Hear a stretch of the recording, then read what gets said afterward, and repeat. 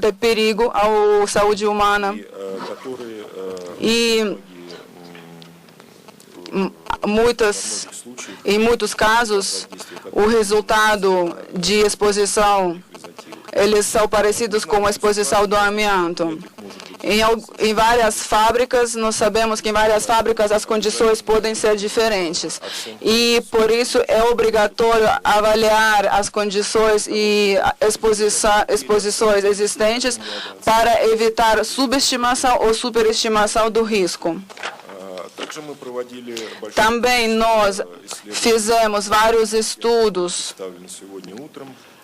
que são analógicos, semelhantes dos estudos que foram apresentados hoje de manhã, sobre liberação das fibras nos materiais de construção. Por exemplo, nós fizemos um estudo, uma pesquisa em Moscou.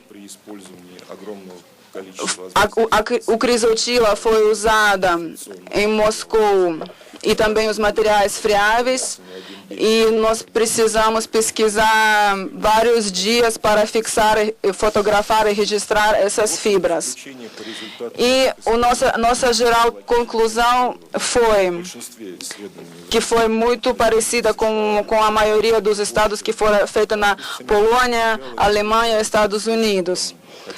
Essas conclusões são que a maioria não tem um risco e demolição ou reparo não controlado que contenha o amianto e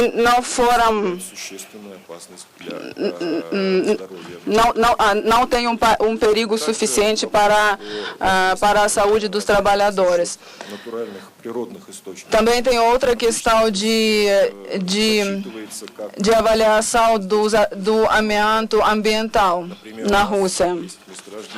Por exemplo, temos as jazidas de todos os tipos do amianto. Alguns são usados, por exemplo, foram usados para umas, especificamente, na indústria civil.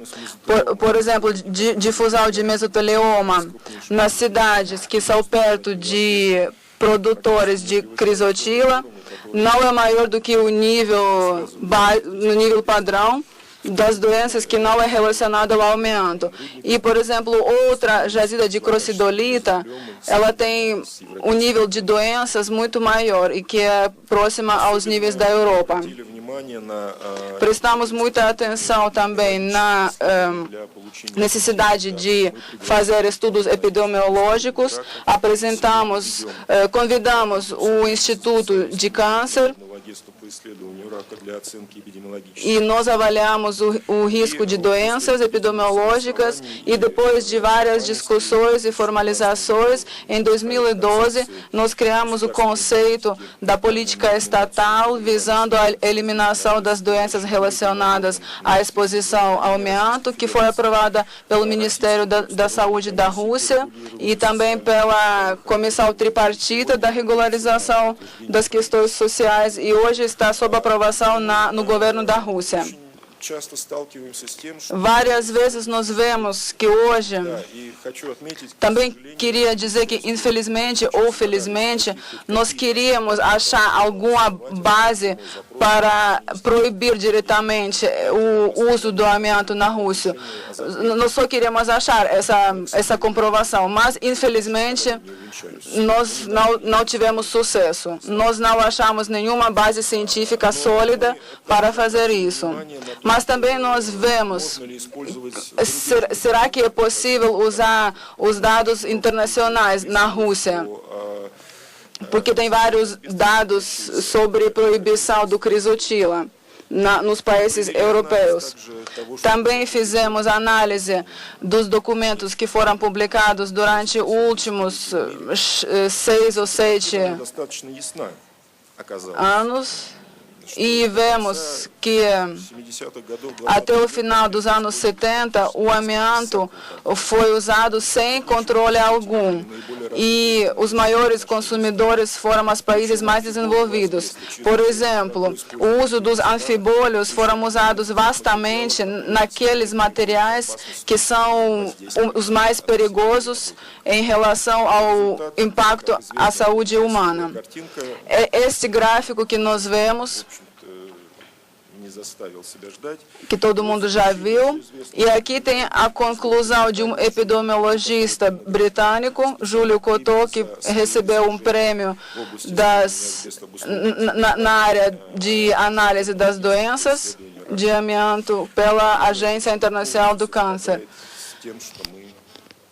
que é praticamente igual que nós recebemos nos nossos estudos nacionais, que é que a causa maior de desenvolvimento das doenças relacionadas ao amianto foi o uso dos anfibólios. Também eu queria dizer que a falta da atenção para as medidas de segurança, ela foi substituída pelo pânico. E nós podemos ver isso em várias publicações. E agora é um medo da população que é usado como ganhar dinheiro com isso. E esta prática chamou muita atenção de vários países. Já virou um problema nacional. Por exemplo, nós vemos a reação do David Cameron, o primeiro-ministro da Grã-Bretanha, que ele chamou para parar esse monstro do amianto. Mas eu fico surpreendido escutando essas alegações. Por exemplo, os americanos. Outro exemplo que eu não consigo entender é, por exemplo, a tentativa de incluir o amianto na Convenção de Roterdã. O anexo 3, ele prevê os pesticidas mais perigosos e químicos. O que é isso? São os alimentos que, por exemplo, os fazendeiros podem usar aqui perto de Brasília e em 5, 10 anos esse material ele pode cair na nossa comida e pode ser acumulado em vários órgãos e tecidos do corpo humano e causar esse efeito negativo. Então, esse é o nível do perigo. Então, essa tentativa de incluir o amianto também nos surpreenderam. E eu participei na análise várias vezes nos documentos iniciais da União Europeia. E eu sempre não conseguia entender por que essa questão de inclusão do crisotila no anexo 3 foi baseado no resultado de efeito dos anfibólios à saúde. E esta é a questão principal que nós estamos discutindo já durante 3 reuniões da Convenção de Roterdã. 2 questões. Primeiro, por quê? Se vocês têm alguns dados de risco da exposição do crisotila, por favor, podem apresentar esses dados científicos. E a segunda questão é, por favor, apresentem os dados de que existem substitutos perigosos durante toda a cadeia de produção. E nunca recebemos alguma resposta. Somente as emoções que nós já vimos hoje, nesta última apresentação. E as emoções, infelizmente, elas são lindas, mas não há nenhuma evidência. Infelizmente. E por isso, um princípio básico que nós embutimos nos nossos conceitos para a eliminação das doenças é a necessidade das medidas profiláticas que devem ser planejadas, não conforme o nome comercial da fibra ou avaliação do perigo, mas conforme a avaliação de risco para a saúde humana como resultado da exposição de tipos específicos das fibras e nas condições específicas. Agradeço pela atenção.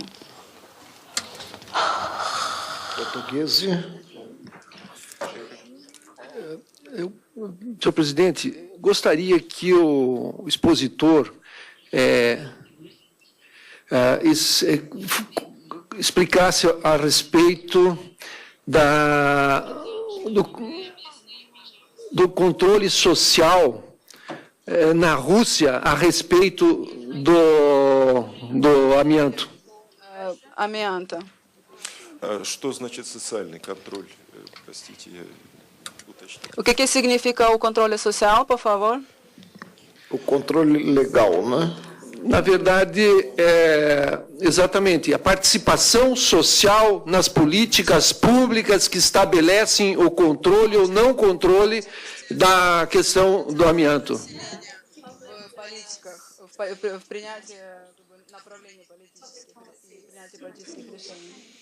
Участие населения в принятии политических решений. A participação da população, né, na tomada das decisões políticas. По результатам разработки данной программы, например. Por exemplo, nos resultados da elaboração deste programa que eu expliquei. В первую очередь мы. Primeiramente. Или разработки документов нормативных. Ou na elaboração dos documentos normativos ou metodológicos. Это обязательное условие, то, что проект é uma condição obrigatória готовится специалистами. Que o documento é elaborado por especialistas. Затем он вывешивается. Depois ele é anunciado no website do Serviço Federal Sanitário. E любой человек. E qualquer pessoa pode entrar nesse site. Дать свои замечания. Fazer suas observações. И мы обязаны составлять, учитывать и составлять. E eles devem levar em consideração e devem registrar cada observação desse tipo. Além disso, é obrigatório avaliar estes documentos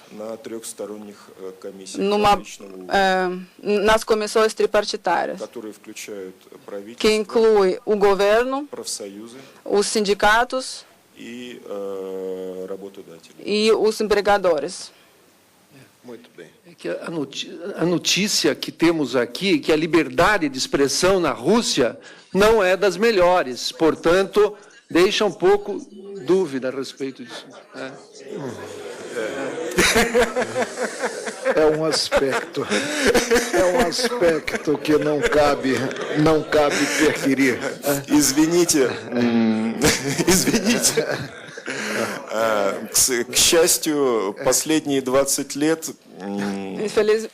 Felizmente, durante os últimos 20 anos, é minha opinião pessoal.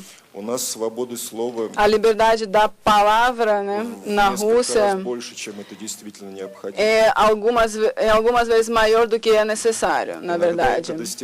E às vezes isso chega a umas expressões que eu até passo vergonha pelas estas publicações, de algumas publicações, ou nas revistas centrais, jornais. E em relação à informação, que eu, às vezes, onde eu participo, ou eu posso ver da minha janela até na rua, e depois eu vou ligar o CNN ou BBC, e eu estou vendo estes filmes fantásticos. Agradeço a participação do professor Kowalewski e os dados serão, evidentemente, considerados quando do julgamento da matéria pela Suprema Corte do Brasil.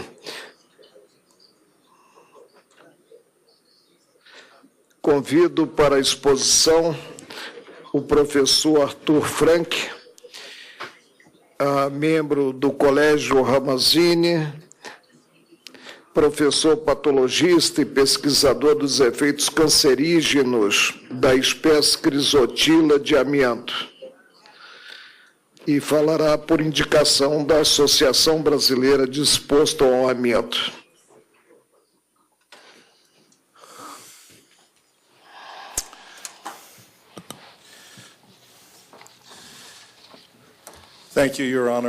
Obrigado, Excelência, pelo privilégio de me permitir endereçar essa corte, Vossa Excelência e seus colegas, todos os presentes. É verdadeiramente um privilégio falar aos senhores hoje. E os meus antecedentes, eu sou professor de saúde pública e chefe do Departamento de Saúde Ambiental e Ocupacional e também professor de medicina pulmonar. E durante mais de 40 anos venho estudando os efeitos do amianto. Eu fui treinado e estudei e trabalhei com o Dr. Irving Solokoff, quando eu comecei a trabalhar com ele em 1968, no assunto do amianto, que já era reconhecido, ele já era reconhecido como um grande pesquisador da área. Eu estudei uma vasta gama de áreas. A crisotila, sem exposição a anfibólios, causa um mesotelioma em muitos países, inclusive no Canadá, China, Estados Unidos, México, Itália, Grã-Bretanha, Alemanha, Egito, Zimbábue e tantos outros. Esses são relatórios científicos constantes da literatura. Também há estudos que mostram que mais de 90% de fibras, a presença de mais de 90% de fibras de crisotila nos pulmões dos trabalhadores da área. Como Dr. Castleman, eu quero mostrar aos senhores a questão referente ao uso controlado. A crisotila do Brasil e no Canadá vão para a Índia, onde eu tenho trabalhado. Como vocês podem ver, essas são situações, condições de trabalho que os senhores verão lá. É claro, nada do que chamaríamos de uso controlado. Alguns trabalhadores têm respiradores adequados, mas outros não. Aqui temos uma mulher jogando asbestos numa máquina sem qualquer tipo de proteção. Também há exposições secundárias, como em navios na Índia, no Paquistão, no Bangladesh. O amianto, nesse tipo de condição, é extraído dos navios, retirado dos navios, seca na praia e depois vendido. Não é exatamente o que chamamos de uso controlado. Eu já trabalhei na China há mais de 20 anos, onde esses trabalhadores, eles usam máscaras à prova de gás, mas não são respiradores adequados. E na área têxtil, nas fábricas, também esse controle não existe com tanta eficácia. O que eu gostaria de fazer é compartilhar com os senhores as minhas opiniões sobre o assunto, sobre os perigos do amianto, especialmente da crisotila. E eu espero que os senhores entendam que essas não são opiniões apenas minhas, mas coerentes com opiniões internacionais de organizações internacionais como a Agência Internacional para a Pesquisa do Câncer e a AICO, a Organização Internacional do Trabalho, Organização Mundial da Saúde, todas as quais o Brasil é signatário, e também do Colégio Ramazzini e do meu próprio país, os Estados Unidos, onde todos os órgãos governamentais envolvidos na questão do amianto chegaram à conclusão de que todas as formas de amianto, inclusive a crisotila, são perigosas. Essas opiniões, não chegamos a opiniões com base naquilo que chegamos a essa conclusão com base naquilo que estudos científicos nos mostram e não por conta das fontes de financiamento ou da origem das informações. Até mesmo na América hoje, onde o amianto é permitido num nível bem menor do que anteriormente, quando a agência governamental implementou um limite aceitável, eles disseram que até mesmo este limite, milhares de vezes inferior de quando essas agências começaram a funcionar na década de 1970, que ainda haveria cancros excessivos de pulmão nos trabalhadores. É preciso lembrar que há um antigo axioma que diz que quem paga o músico escolhe a música. E para ser justo, eu pessoalmente já testemunhei em nome de vítimas do amianto há mais de 35 anos, mas nunca pessoalmente retive qualquer dos recursos, qualquer da receita, sempre mandei para as universidades para qual eu trabalho. Os meus próprios estudos envolvem culturas de células, culturas de órgãos, culturas em animais e em humanos. E eu realizei trabalhos não apenas nos Estados Unidos, mas também na China, Sri Lanka, Israel, Índia e outros países. E tenho dezenas de publicações sobre os perigos do amianto. Todo tipo de amianto foi reconhecido como IARC, como da classe 1, são carcinogênicos. Da mesma forma, há outros tipos de amianto carcinogênicos, como benzeno, cloreno de vinila, butadieno e muitos outros. E nenhum deles tem um nível de segurança acima de 0. Com exceção do amianto, todos esses compostos que eu mencionei são rapidamente metabolizados por organismo. Não há persistência e até interações rápidas com o organismo pode levar ao desenvolvimento de câncer que ocorrem, como vimos, décadas após a exposição.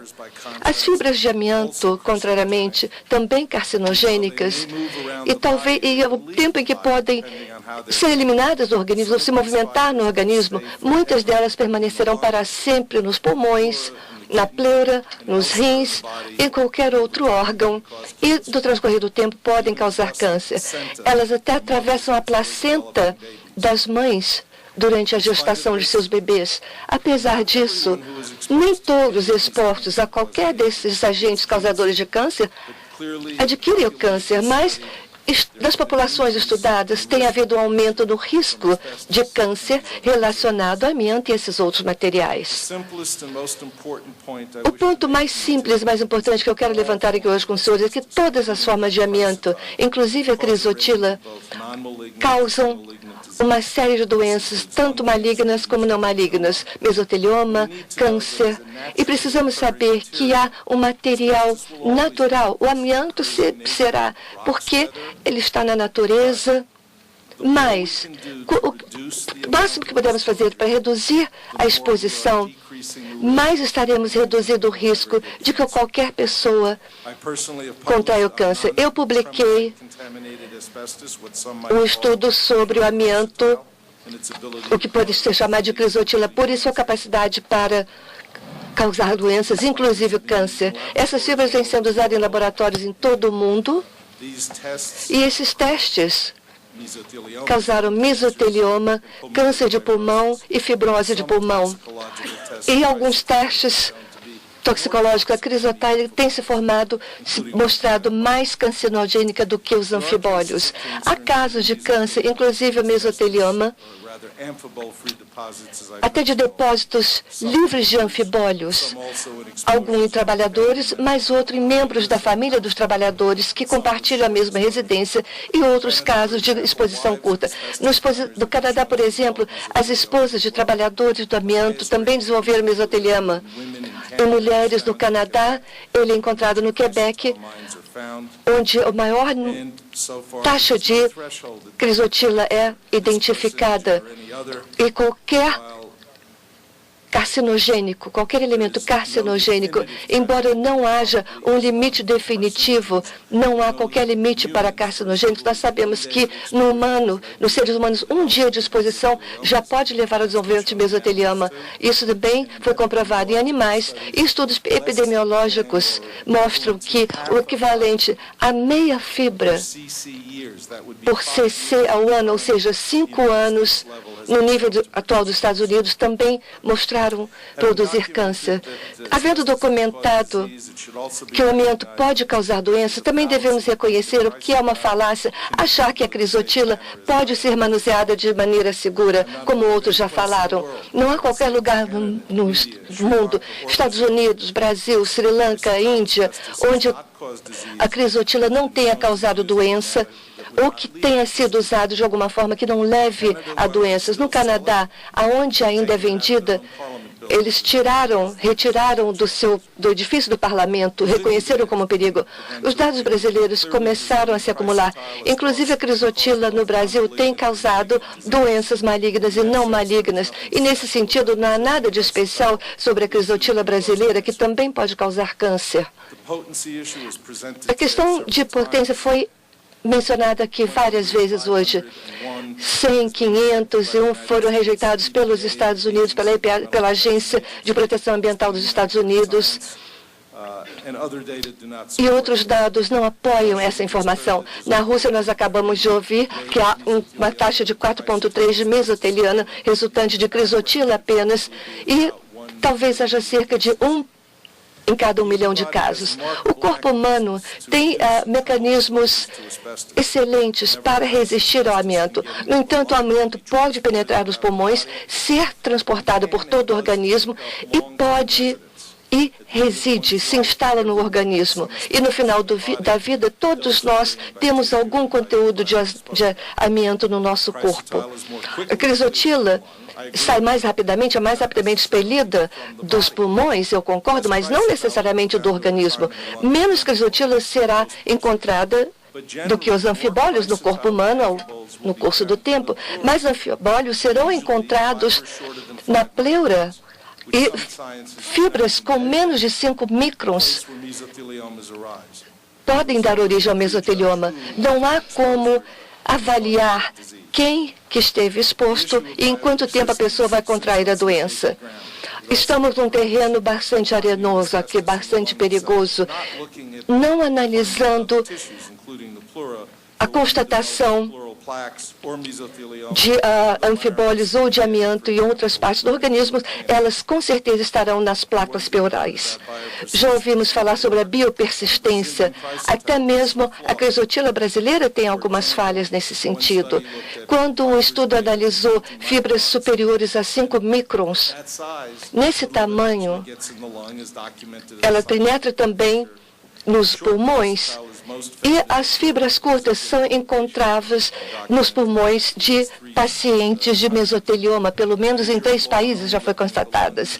Analisar apenas os pulmões, temos que admitir que as fibras podem migrar para outros órgãos. Depois de crisotila, em todos os lugares do mundo, causam doenças em homens, nos animais. O importante problema em muitos países em desenvolvimento é que ainda não há um mecanismo bem estabelecido para registrar casos de doenças relacionadas ao amianto, especialmente o mesotelioma, que ouvimos várias vezes hoje, nem era codificado separadamente até 1995. Na Índia, onde eu trabalhei, o governo, algumas vezes, alega que não identificaram um perigo real porque registraram poucos ou até nenhum caso de mesotelioma.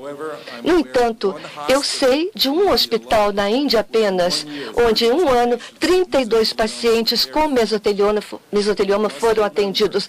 Devemos lembrar que a ausência de dados não significa ausência da doença. Ouvimos falar hoje de doenças entre os trabalhadores brasileiros. Ouvimos falar de asbestose, amiantose, mesotelioma e câncer nesses trabalhadores. Isso não pode ser negado. No que se refere ao uso de cimento de amianto, há, na realidade, um estudo da Noruega mostrando um aumento de câncer do gastrointestinal em indivíduos que consumiram água de cisternas de amianto. Eu concordo, em princípio, que deve haver preocupação em relação aos substitutos do amianto, mas hoje não há nenhum caso documentado em humanos de exposição a fibras produzidas pelo homem que leve ao mesotelioma. Eu concordo com o Dr. Bernstein que o tamanho da fibra é importante, mas eu gostaria de compartilhar com vocês que há dados, por exemplo, de ARC de 2005, mostrando que a maioria das células fibrosas não são respiráveis. Isso pode ser usado como substituto. Um estudo da IARC também, de alguns anos depois, fibras de PVA fabricadas estão acima do nível respirável, portanto, elas entram no pulmão.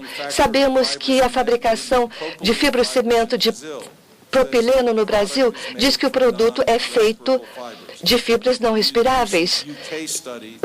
Um estudo recente no Reino Unido, submetido à Comissão Europeia, afirmável que concluímos que a crisotila é intrinsecamente mais perigosa do que PVA ou células fibrosas e que seu uso contínuo em cimento de amianto não é justificável em face de substitutos tecnicamente disponíveis. Então, parece haver substitutos adequados para o amianto.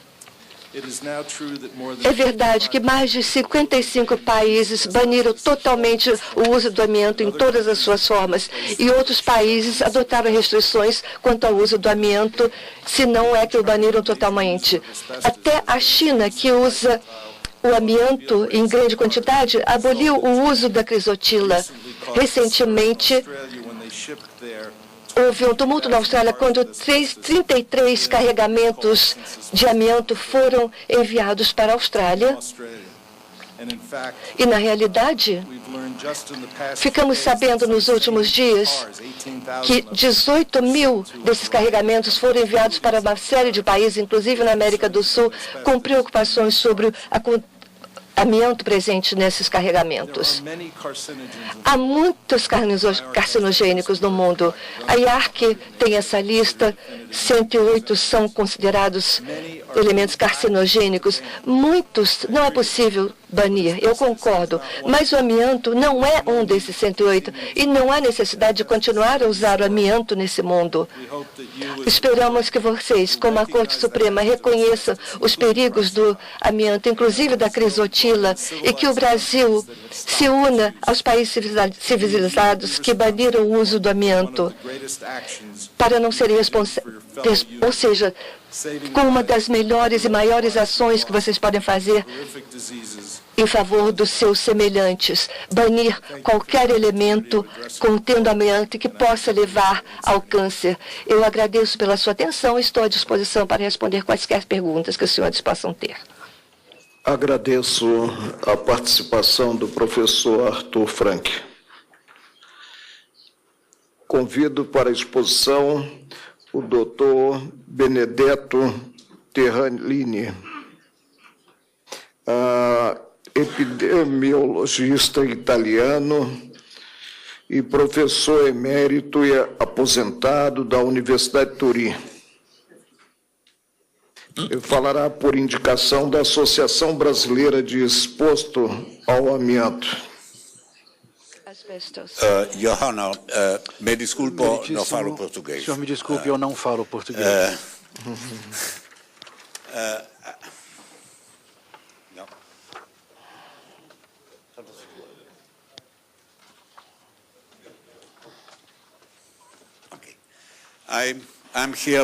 Eu estou aqui me apresentando para este tribunal e eu não vou entrar em muitos detalhes, eu vou apenas reforçar que desde 1983 eu tenho estado envolvido em estudos epidemiológicos trabalhadores da Eternit em Casale Monferrato.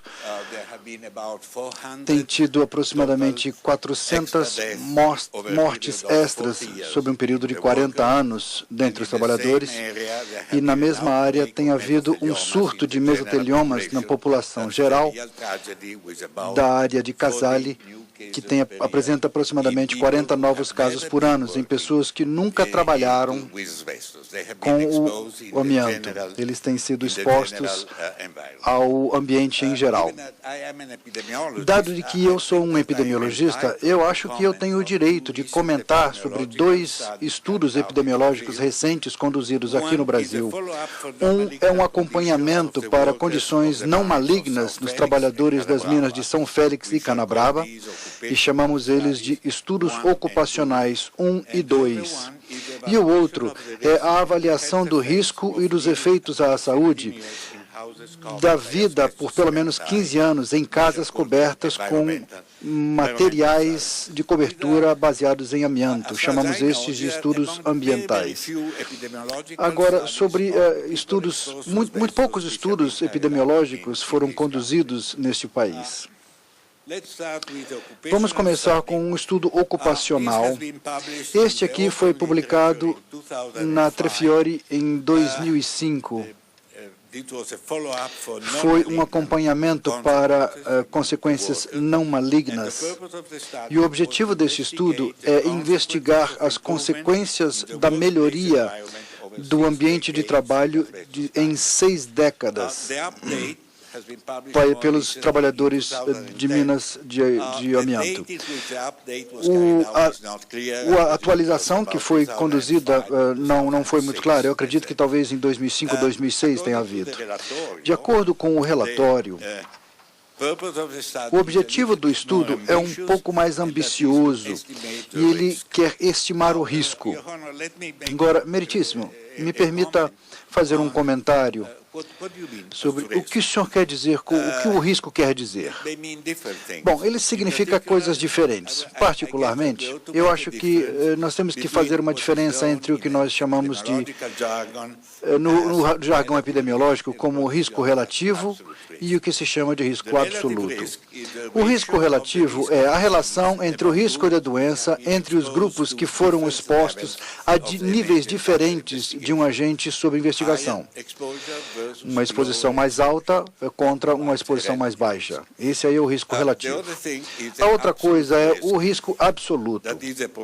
Este é a probabilidade de um evento numa população sob estudo, que é contrastado com um risco relativo.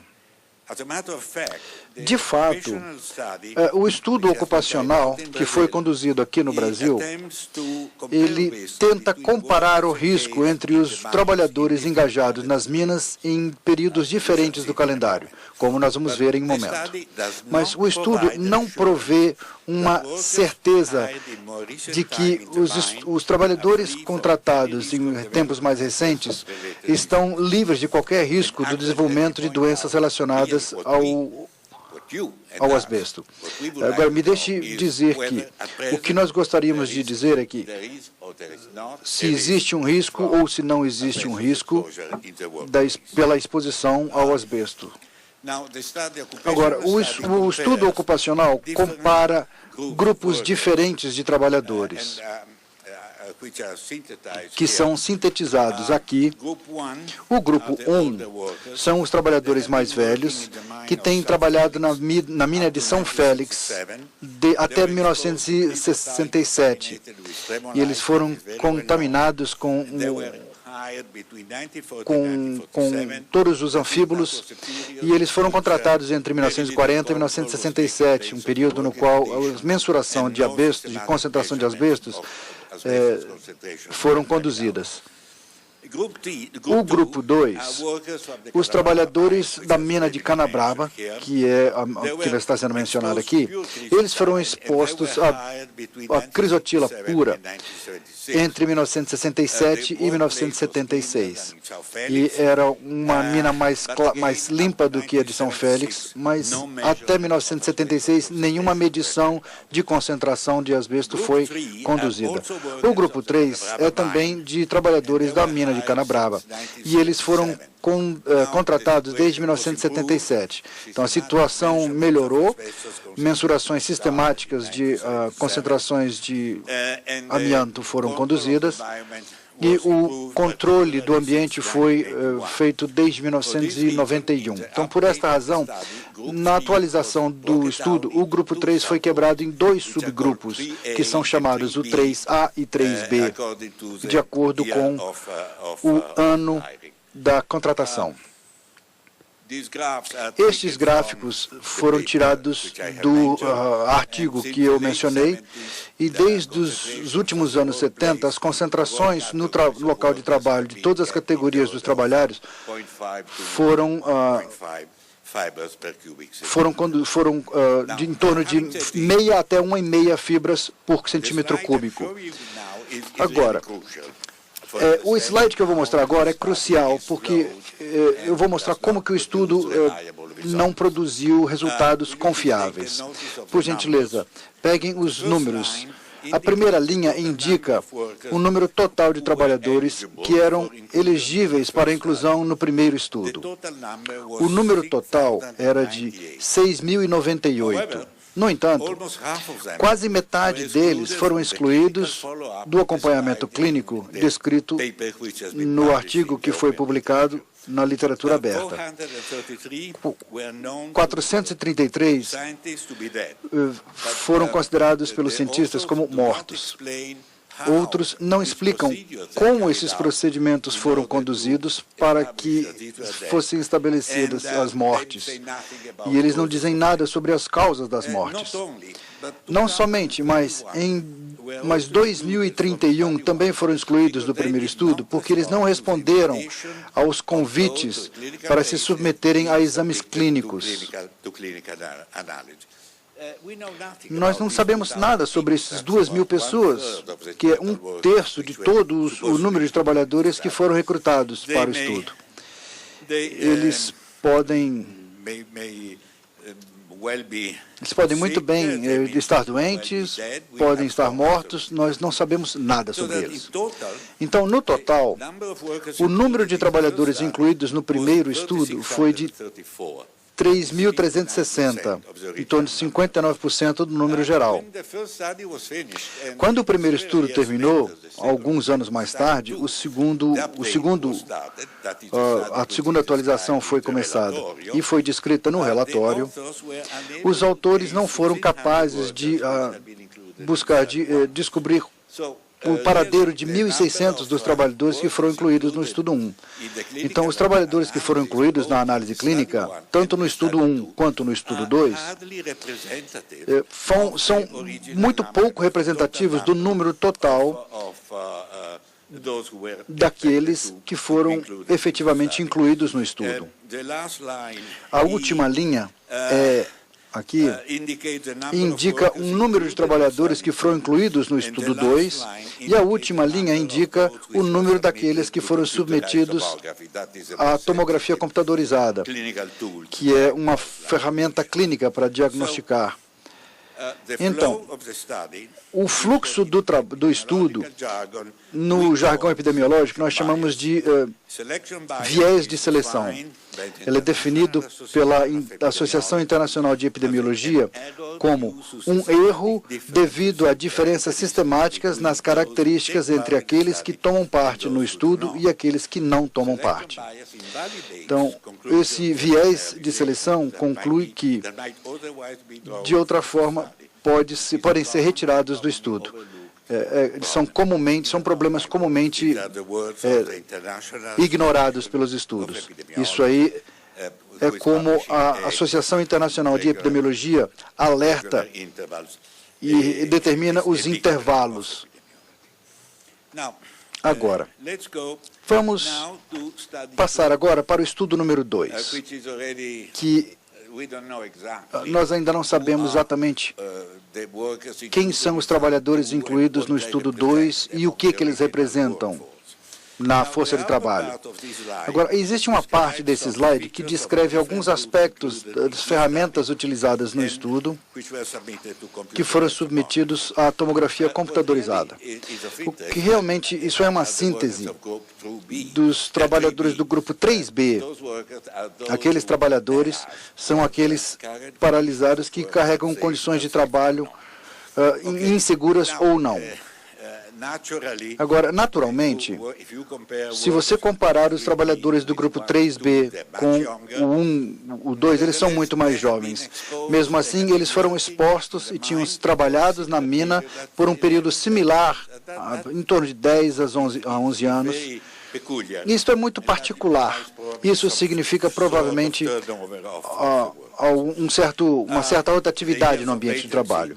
Então, os anos de latência, não tenho certeza se os trabalhadores do grupo 3B se comparam com aqueles outros, mas a exposição acumulativa também não. As últimas linhas aqui indicam números absolutos de trabalhadores que tiveram doenças relacionadas ao amianto. Nem dúvida de que esses números são muito mais baixos no grupo 3A e 3B do que nos grupos 1 e 2.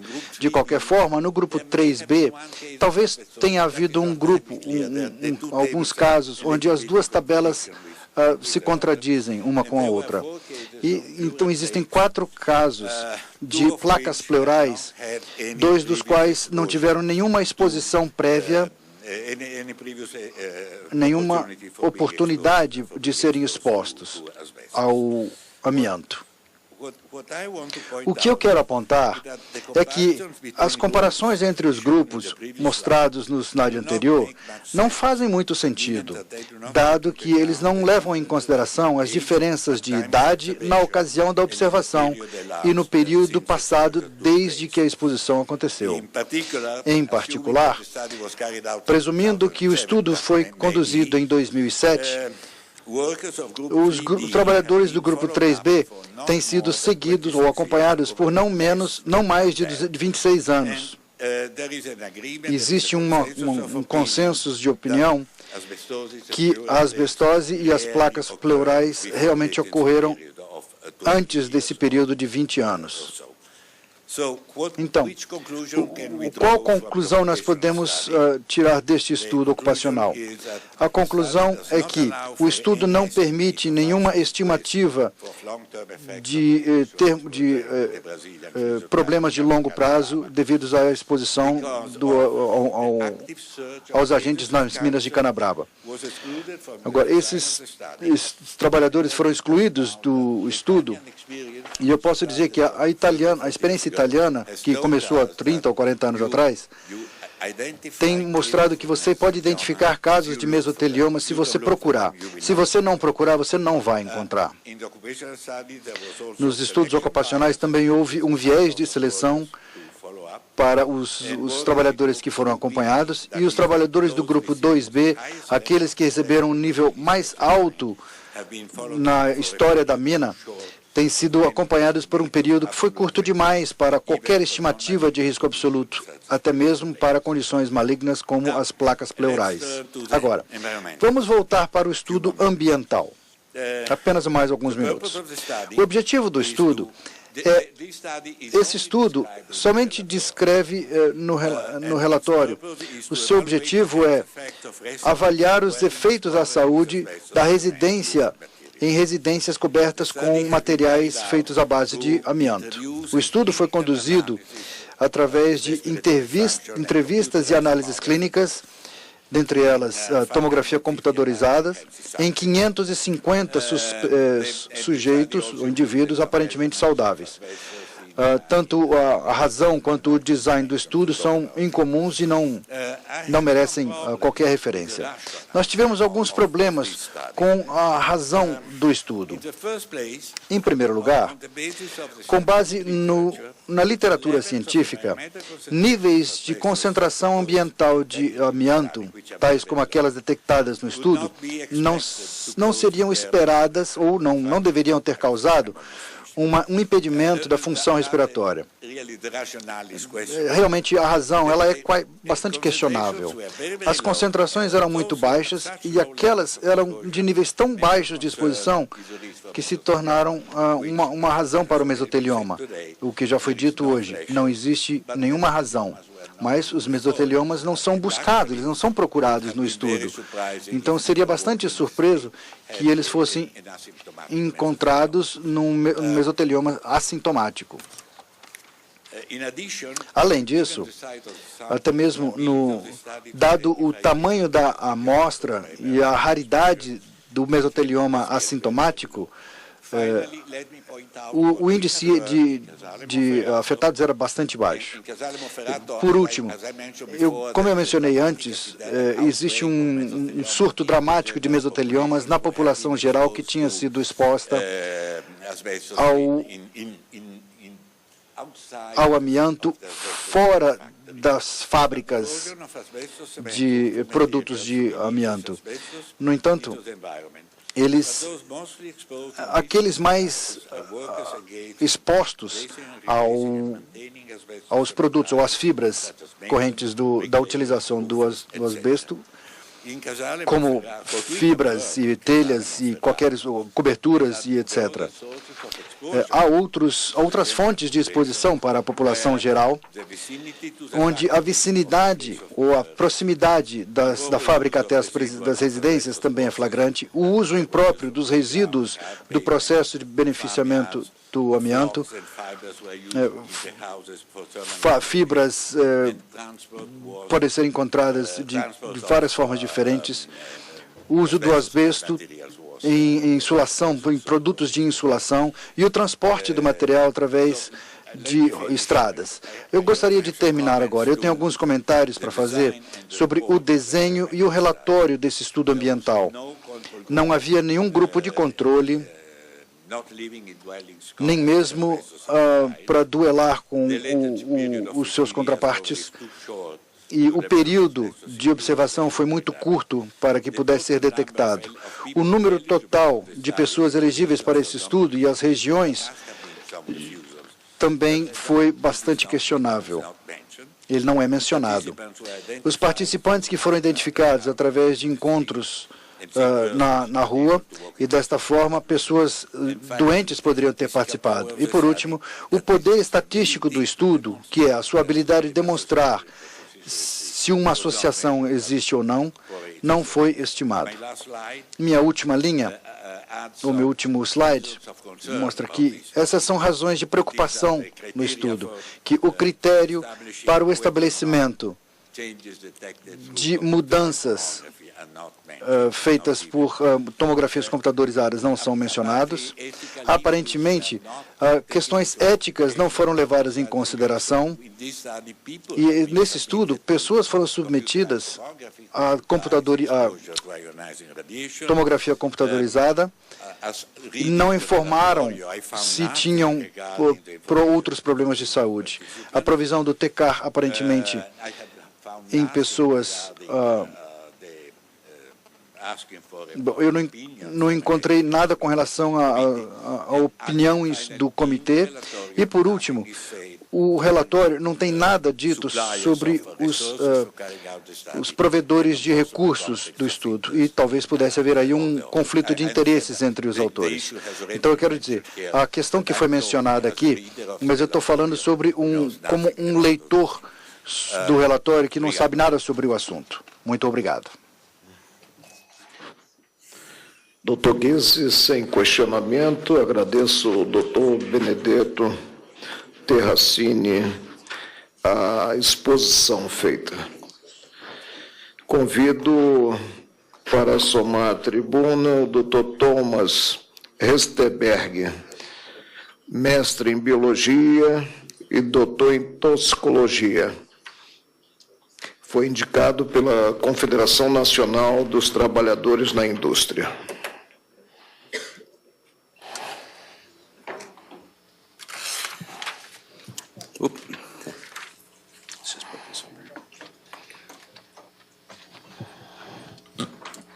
Your Honor, I want to thank you for that kind introduction. Eu gostaria de agradecer a sua gentil apresentação e também pelo convite de estar aqui nessa audiência pública para fornecer a vocês meus comentários e observações sobre o uso do crisotila no Brasil. Eu comecei minha carreira na toxicologia, no ramo de toxicologia, e na Carolina do Norte, na Escola de Ciências Ambientais, há quase 30 anos, em minhas áreas de enfoque e foi de tentar entender os mecanismos de amianto, da carcinogênese do amianto. E eu posso dizer ao senhor que uma das coisas que, nesses estudos in vitro, o que nós vimos, claramente nós vimos um efeito dose-resposta em quase todos os estudos que nós realizamos, abaixo do qual o crisotila, mesmo até o amianto anfibóleo, não produz toxicidade em células em cultura. Então, essa ideia de que a dose não é importante, na realidade, é falaciosa. E nós vemos, toda substância química tem esse aspecto de resposta a determinada dose. Na década de 90, eu trabalhei para um fabricante de fibras sintéticas, e no início da década de 80, a ETA e a OSHA nos Estados Unidos estavam afirmando que fibra de vidro e outras fibras artificiais não eram melhores melhor do que amianto. Então, demorou 10 anos e 30 milhões de dólares para nós realizarmos estudos de inalação crônica, de doenças crônicas em animais, e para tentar entender o mecanismo e para provar que alguma dessas fibras, a maior parte dessas fibras não são carcinogênicas, mesmo em níveis muito altos de exposição. E com esses dados, nós podemos voltar às agências internacionais para pesquisa no câncer, o IARC, em 2001, e convencê-los de que, baseado nesses estudos extremamente detalhados, que algumas das fibras não eram carcinogênicas. E é raro, mas a IARC até desclassificou alguma dessas fibras, transformando ela, reclassificando do grupo 3 para o grupo 2. Então, claro, se a ciência for correta, se a base científica for correta, podemos ser convincentes. Então, uma coisa interessante é que uma dessas fibras específica, a fibra de cerâmica refratária, nós fizemos estudos de ventilação, vimos que era muito potente como agente carcinogênico. E essa fibra nunca foi banida nos Estados Unidos, em nenhum lugar do mundo. Um fato interessante, a abordagem foi que as indústrias continuariam a fabricar e usar essas fibras, mas usar, então, controles de engenharia bastante rígidos para controle de qualidade. Não houve casos de mesotelioma relacionada a essa fibra, que é extremamente durável e é parecida com os anfibólios, porque nós podemos controlar a exposição, podemos prevenir as doenças. Um dos aspectos que uma das palavras que eu tenho visto utilizada hoje são a palavra hazard, que seria o de perigo, e o risk, e o risco, né? Então, realmente, o hazard é o risco, é o efeito potencial à saúde. O que a gente tem que enfocar é o risco à saúde e não o perigo potencial. E muitos dos estudos enfocam apenas o perigo potencial. Outra função que nós estamos precisando de ter é exposição, é exposição.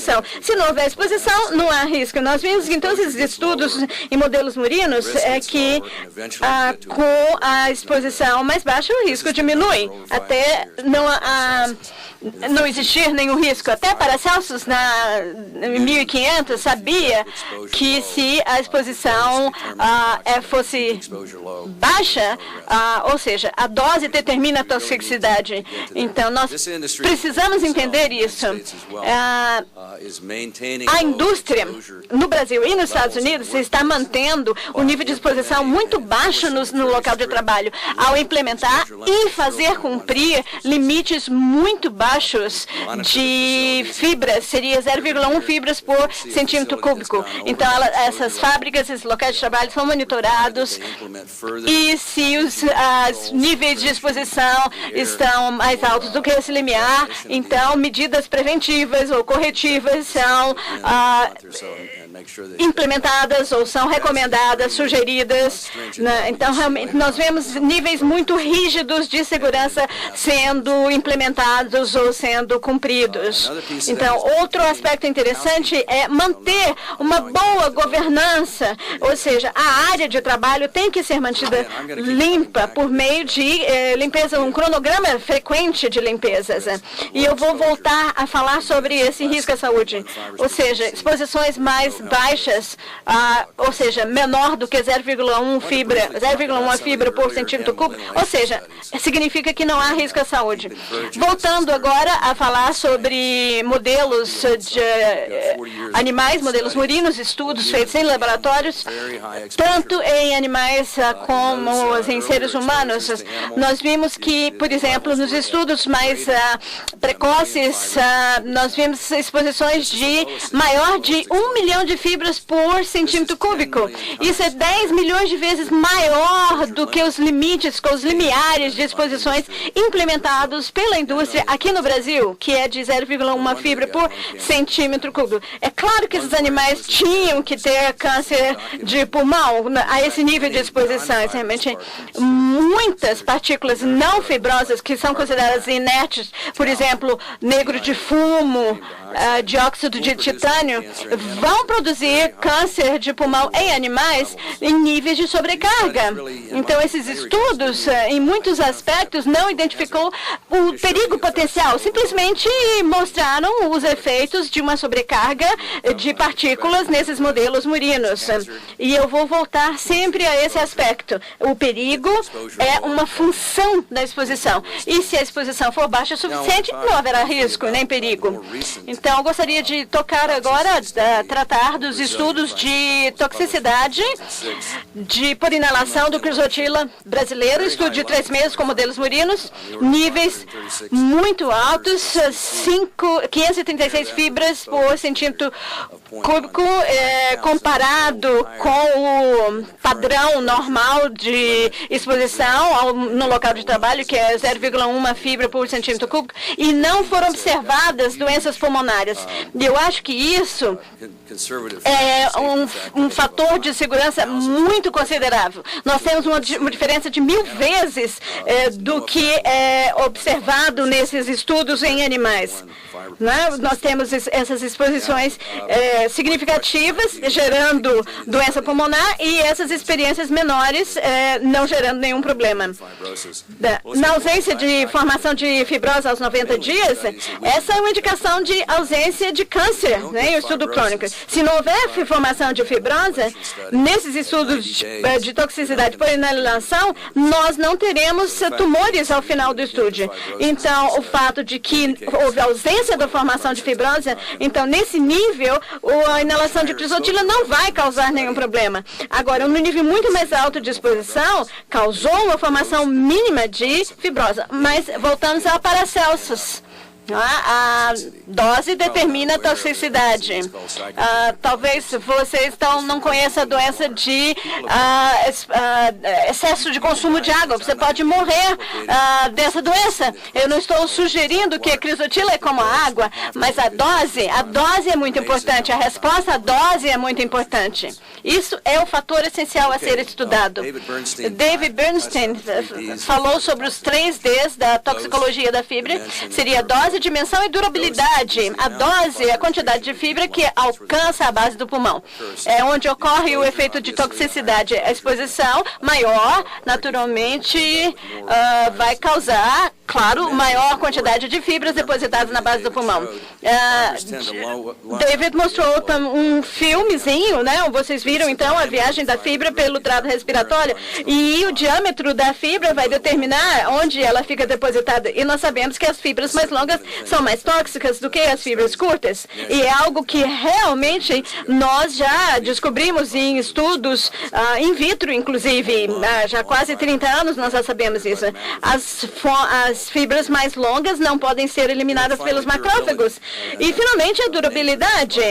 O nome disso é biopersistência. Uma vez que a fibra entra no pulmão, ela pode ser dissolvida, pode ser fragmentada, pode ser eliminada pelos macrófagos. Realmente, isso é um fator importante relacionado à dose. Nesse esquema aqui, eu gostaria de mostrar para vocês a evidência do que acontece no pulmão. Então, essa fibra aqui, com essa medição, não pode ser envolvida ou capturada por um macrófago, mas várias fibras em suspensão no ar, por exemplo, fibra de fibro, por exemplo, como acontece com o crisotila, ela tem uma dissolução de forma incongruente e não congruente. Então, a superfície é lixiviada, a fibra é, vamos dizer, enfraquecida, e nós vemos, então, uma fragmentação transversal. E aí os macrófagos fazem a eliminação. David mostrou esse slide, eu não vou repeti-lo, mas o crisotilo é realmente extremamente diferente em termos de estrutura do anfibólio.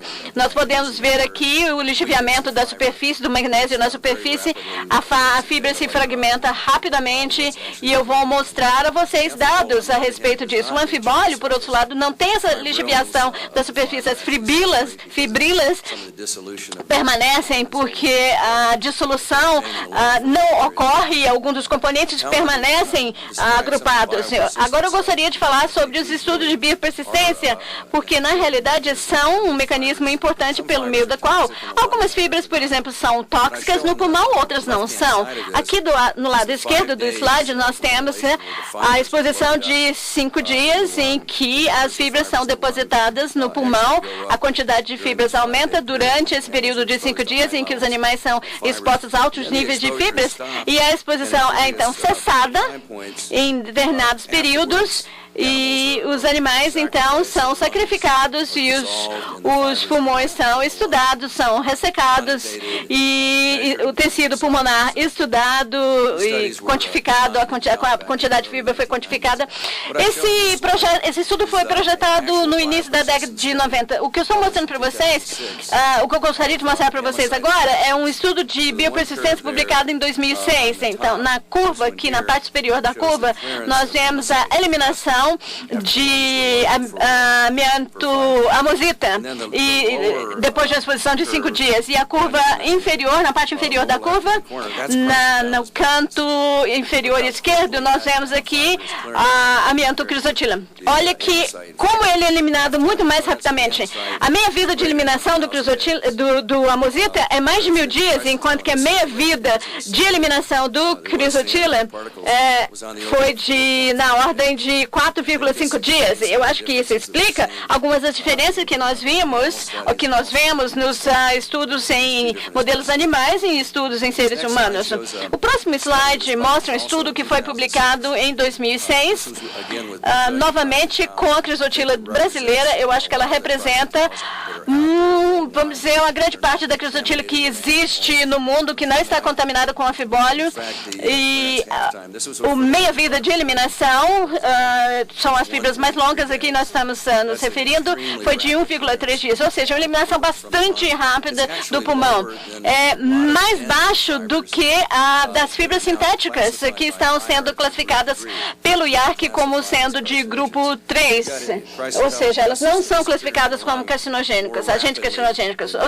Elas são, então, eliminadas do pulmão com muito mais rapidez do que algumas fibras classificadas pela IARC. É por isso que nós não vemos doenças nos animais no estudo de Bernstein, é por isso que nós não vemos doenças em seres humanos no sentido em que as exposições foram diminuídas no local de trabalho, e eu sou convencido de que o crisotilo pode ser usado com segurança se esses níveis de exposições forem mantidos nesse nível. Aqui nós temos um gráfico que provavelmente representa 30 milhões de dólares em estudos. Nós estudamos a carcinogenicidade de fibras artificiais, usamos então crucidolita, amianto crisotila, anfibólio. Se nós olharmos aqui a coluna à esquerda, nós temos a meia-vida de biopersistência em dias. O que eu fiz? Eu classifiquei essas fibras em termos da sua biopersistência. Aquelas com a biopersistência mais baixa, acima, ou seja, crucidolita, 817 dias, né? Algumas, como por exemplo, fibra de vidro, MMVF 10 e 11, é o que nós vemos na maioria dos tetos dos escritórios e residências dos Estados Unidos. Nós vemos isso utilizado também na Europa. Nós podemos ver aqui nesse gráfico que, à medida que a biopersistência desce ou cai, nós chegamos a um ponto em que as fibras não estão produzindo fibrose, aqui nas colunas à direita, nem tumores nos animais. Há uma excelente correlação entre biopersistência no pulmão e a potencialidade de geração de doença. Outro fator importante a apontar aqui é que o o crisotila, a amianto crisotila é realmente a fibra com menor biopersistência, mesmo comparada com essas fibras artificiais. Então, ela não produz fibrose e, com base, então, nesse relatório, também não deve produzir tumores. Bom, eu gostaria de falar um pouco sobre as fibras substitutas. Eu estou preocupado com os substitutos. Eu sei que o Dr. Bernstein apresentou isso hoje de manhã, ou seja, pegar uma coisa desconhecida e substituí-la por uma substância já conhecida, sobre a qual nós temos várias informações, nós temos resultados de estudos em animais, nós temos níveis de exposição, nós temos estudos de biopersistência, muita informação sobre todos esses aspectos. Sabemos que nós podemos chegar a um nível de exposição em que não haverá efeitos à saúde e substituí-la por uma fibra desconhecida, como, por exemplo, fibra de polipropileno, fibra de celulose. Isso, para mim, seria um erro. E, como os dados já apontaram, nenhuma dessas substitutas realmente foram avaliadas de uma forma documentada. Em IARC já começou a estudar isso. Nós vimos uma apresentação hoje de manhã em que dados foram apresentados. É quase um desastre, né, em termos de produtos que estão sendo fabricados com polipropileno e celulose, como eles estão quebrando, como estão se entortando, rachando, com fissuras. Nós vemos aqui uma responsabilidade sobre, vamos dizer, o desempenho desses produtos para a indústria, responsabilidade pecuniária às vezes. Mas no estudo desses substitutos de 13 fibras que foram propostas, não tem muito dado, aliás, muito pouco dado sobre o efeito toxicológico dessas substitutas, né? E não há nenhum estudo sobre o efeito em seres humanos. Eu gostaria agora de tratar de 2 substitutos potenciais que eu entendo que estão sendo utilizados em alguns dos produtos no Brasil. A celulose, por exemplo, produz doença pulmonar em ratos e hamsters. A sua biopersistência, a sua eliminação, a meia-vida de eliminação é mais ou menos de 1.000 dias. É o que nós já vimos para a amiantamosita. Comparado com crisotila, nós temos uma biopersistência de 1,3 dias. Há um número excessivo de casos de câncer de pulmão em trabalhadores em fábricas de papel. E uma quantidade excessiva de morte por doença pulmonar obstrutiva e asma nessa mesma população. E eu tenho o maior prazer de oferecer a essa corte documentos substanciando essas minhas alegações. Então, não é recomendada de forma alguma, pelo menos por mim, como substituto para a fibra de crisotila. A fibra de polipropileno. Eu publiquei um trabalho sobre isso em 1992. No Journal of Toxicologia Aplicada. Foi um estudo de 90 dias, semelhante ao estudo do Dr. Bernstein, em que foi realizado com o amianto crisotila. É difícil obter exposição, mas nós conseguimos até 48 fibras por centímetro cúbico no nível mais alto de exposição. Comparando com o estudo de crisotila, foi 10 vezes maior, que era 536 fibras por centímetro cúbico.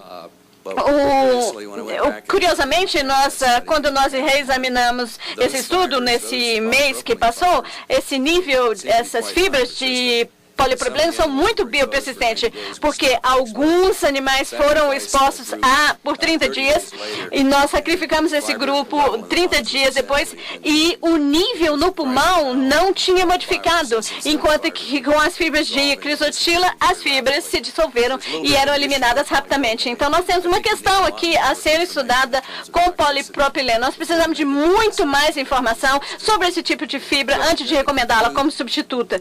Então, para concluir, o crisotila não é tóxico em níveis abaixo de uma sobrecarga.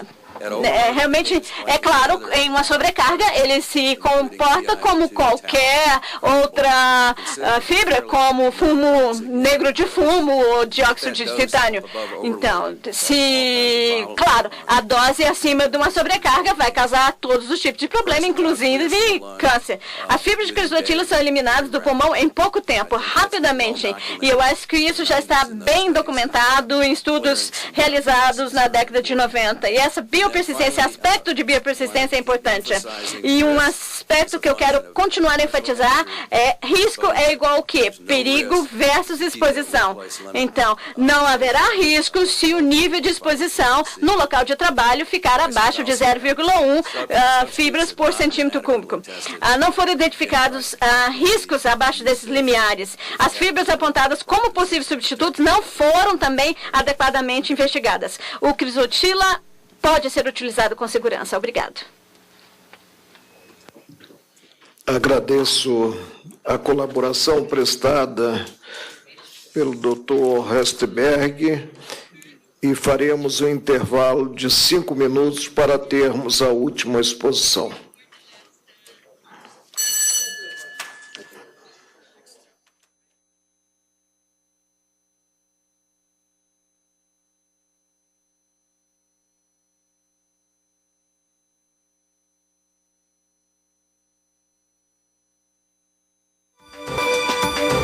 Estamos chegando ao término da audiência pública, sem dúvida alguma, muito proveitosa. Estamos de volta com a continuação da audiência pública sobre as exposições, memoriais, pareceres sala de sessões da primeira servirão à formação do convencimento dos integrantes do tribunal sobre a matéria.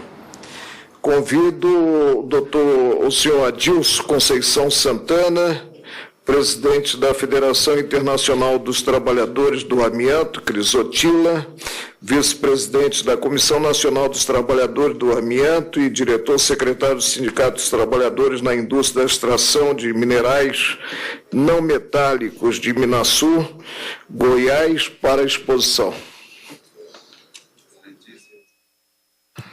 Excelentíssimo senhor ministro Marco Aurélio, pesquisadores aqui presentes, trabalhadores, companheiros e companheiras, uma muito boa tarde. Em primeiro lugar, gostaria de fazer, em nome dos trabalhadores do amianto Crisotila deste país, um agradecimento especial ao senhor ministro pela paciência e por dar a oportunidade dos trabalhadores desse segmento falarem aqui nesse plenário, que para nós é de fundamental importância essa audiência pública, que elucida muitas questões do ponto de vista técnico, do ponto de vista científico e do ponto de vista, principalmente, dos trabalhadores desse segmento, que de alguma forma podem vir a ficar muito prejudicados se de alguma forma for substituído ou proibido o amianto nesse país. Muito obrigado, ministro Marco Aurélio. Bom, hoje eu estou aqui, como foi muito bem colocado pelo senhor, por Vossa Excelência, na condição de presidente da FITAC, que é uma federação dos trabalhadores da América Latina para o amianto Crisotila. Estou aqui também como vice-presidente da Comissão Nacional dos Trabalhadores do Amianto Crisotila, a qual vários companheiros que são diretores junto comigo nessa comissão estão aqui também presentes, acompanhando atentamente essa audiência. Sou um diretor da Federação dos Trabalhadores da Indústria do Estado de Goiás, Tocantins e DF, junto com alguns diretores aqui, e eu saliento o senhor Luiz Lopes de Lima, que está aqui acompanhando também. E o que eu gostaria, acho que é importante a gente colocar, tendo em vista que vários técnicos, pesquisadores, entre outros, colocaram aqui as suas posições, os seus esclarecimentos, é que eu sou um trabalhador do amianto Crisotila com mais de 26 anos de trabalho e vínculo empregatício nessa atividade lá na mineração de amianto, lá no norte de Goiás. Estou até hoje com esse vínculo empregatício como trabalhador do amianto Crisotila. E desses 26 anos de vínculo empregatício, 20 anos morando lá em Minasul, no norte de Goiás, com a minha esposa, com as minhas 2 filhas e junto com vários outros companheiros que estão aqui presentes. Entre eles, diretores, trabalhadores, entre outros. Eu acho que isso é importante colocar. Gostaria agora de colocar um vídeo que mostra muito bem o que era a realidade antes do uso do amianto e a atual realidade do amianto. Que, como foi colocado pelos que me antecederam aqui muito bem, fotos, vídeos e colocações que não correspondem à realidade de hoje do uso do amianto no Brasil. Por favor, o vídeo.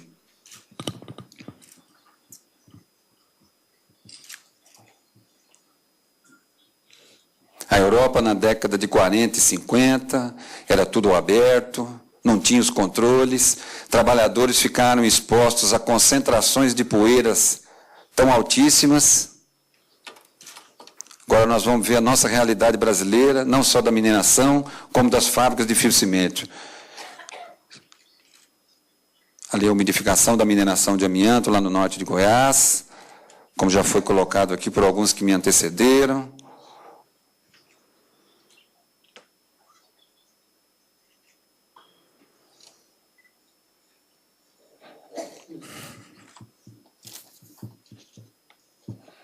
Enclausuramento automatizado. Hoje o trabalhador não põe a mão em fibra de amianto, não só nas fábricas de fibro-cimento, como também na mineração. Monitoramento ambiental, ocupacional.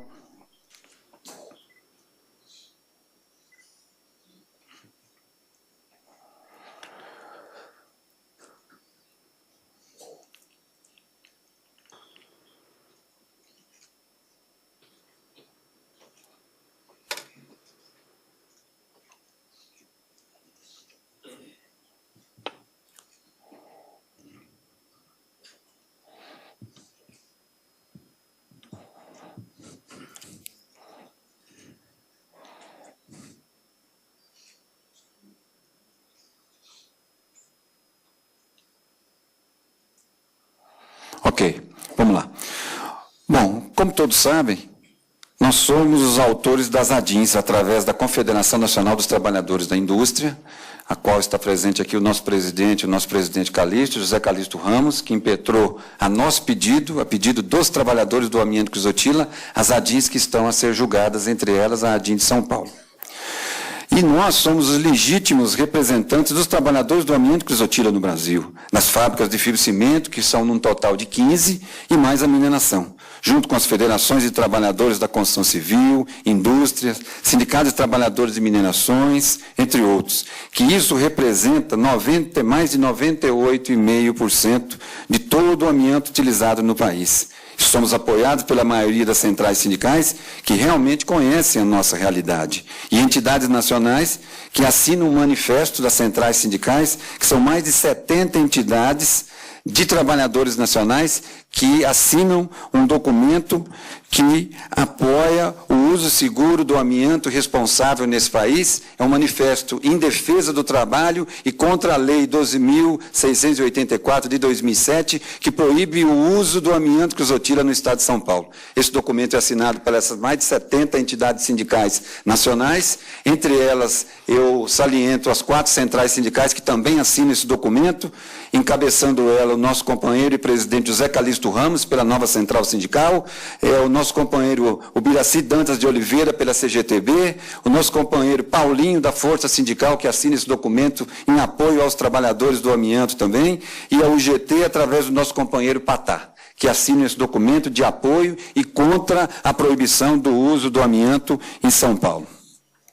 Hoje, senhoras e senhores, passados mais de 30 anos lutando, fiscalizando, interditando fábrica e mina, podemos atestar convictos e sendo respaldados pelos dados técnicos científicos que é perfeitamente possível extrair e transformar as fibras de amianto crisotila em produto acabado, em condições seguras para os trabalhadores e a população em geral. Ou seja, o uso seguro e responsável do amianto crisotila no Brasil é uma realidade, é uma conquista para os trabalhadores que foi adotada após os anos 80.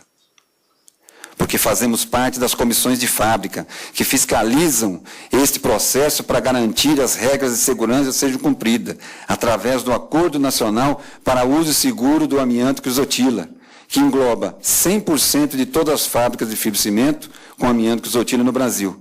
E neste acordo, entre outras cláusulas, que é este acordo aqui, entre outras cláusulas, que hoje, esse ano, está fazendo mais de 23 anos que nós assinamos esse acordo para garantir a saúde e a segurança dos nossos trabalhadores do Brasil. Muito diferente dos outros países lá fora que não fizeram isso. Entre outras cláusulas, esse acordo ele contempla com mais de 60 cláusulas. Entre outras cláusulas, eu chamo a atenção para algumas delas, como já foi colocado aqui pelos que me antecederam. O primeiro é o limite de segurança, o limite de exposição aos trabalhadores de 0,1 fibra por centímetro cúbico, que por força do acordo, né, nós impusemos isso, aonde a lei federal fala em 2 fibras, ou seja, 20 vezes menos do que a própria lei. A proibição de menores em setores produtivos, o rejeito zero, nenhuma empresa pode tirar nada da empresa, rejeito zero, e esse acordo garante isso. Garantidas as comissões de fábricas com estabilidade, garantindo assim os postos de trabalho seguros e saudáveis para todos os trabalhadores desse segmento. Na nossa avaliação, senhoras e senhores, se tivesse que proibir o uso do amianto nesse país, nós teríamos que proibir ou substituir, que tinha que ser feito antes, quando realmente esses trabalhadores ficavam expostos às concentrações de poeira de amianto que não poderiam ter ficado. Isso, a gente tem essa clareza. Eu passei por esse período lá na mineração, onde realmente os trabalhadores ficavam expostos a concentrações de poeira que não deveriam ter ficado. E nós mudamos a realidade desses postos de trabalho, não só na mineração, como nas fábricas de fibrocimento. Agora que conseguimos organizar os nossos locais de trabalho, a OLT, que muitas centrais sindicais defendem e tentam trabalhar isso para outros segmentos e até agora não conseguiram, né, as organizações do local de trabalho, nós garantimos esses ambientes seguros, querem jogar todas as nossas conquistas no lixo e substituir por produtos sintéticos que as multinacionais estão impingindo e colocando e querendo colocar goela abaixo para os nossos trabalhadores. Será que cumprirão o mesmo ciclo dos alarmistas, de todas as posições que eles sempre falam, o ciclo do câncer, daqui a 30, 40 anos depois, com essas fibras sintéticas, que nós não sabemos o que vai acontecer daqui a alguns anos? E de certa forma, não nos garantem nada? Eu acho que a pesquisa da Unicamp, as pesquisas que foram feitas aqui no Brasil, garantiram e deram um respaldo muito grande para nós trabalhadores. Quando, na época do início dessa pesquisa da Unicamp, nós, trabalhadores, o Sindicato dos Trabalhadores lá de Minasul, acompanhou diuturnamente todos os dados da pesquisa e todos os passos das pesquisas da Unicamp. Porque a gente tinha a nossa experiência bem-sucedida de mudar a realidade do uso do amianto no Brasil, para que aqueles trabalhadores não ficassem doentes, mas a gente precisava do quê? Do respaldo técnico-científico. E essa pesquisa deu esse respaldo que a gente precisava, senhoras e senhores. E aí, fico aí reforçando a posição do companheiro do sindicato de Minasul, que falou na parte da manhã do caso da sílica. Do ponto de vista do Ministério do Trabalho, a sílica tem que ser, erradicar os doentes da sílica. E no caso do amianto, nós temos que erradicar o amianto junto com os trabalhadores. O Estado foi incompetente para trabalhar isso de melhor forma. Senhoras e senhores ministros, falando um pouco agora do ponto de vista internacional, que nós não podemos deixar de comentar sobre esse assunto aqui. A realidade, de certa forma, não é da forma como foram colocados por alguns falsos ativistas que são contra o uso do amianto e colocam realmente a maioria dos países da Europa que não usam mais o amianto. E por questões bem óbvias eles não usam, senhores, bem óbvia. Está na cara. Enquanto eles precisaram, usaram muito e de forma indiscriminada. Na maioria, amianto anfibóleo, sem os devidos controles e, posteriormente, em função de uma demanda e exaustão das minerações e dos bens minerais que eles tinham lá, das reservas, entre elas do amianto, e a pressão da indústria química, do substituto, deixaram de usar e os trabalhadores lá da Europa tiveram um papel fundamental. Eles não queriam mais trabalhar naquelas condições e exigiam que teriam que substituir ou proibir, porque eles não iam ficar naquelas condições de risco, que é muito diferente do nosso país.